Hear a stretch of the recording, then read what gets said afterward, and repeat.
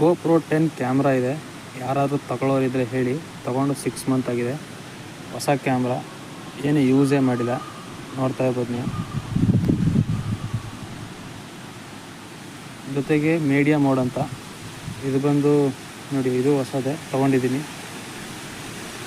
ಜೊತೆಗೆ ಇದು GoPro battery ಜೊತೆಗೆ ಬರುತ್ತೆ. ಜೊತೆಗೆ 2 ಎಕ್ಸ್ಟ್ರಾ ಬ್ಯಾಟ್ರಿ ತೊಗೊಂಡಿದ್ದೀನಿ.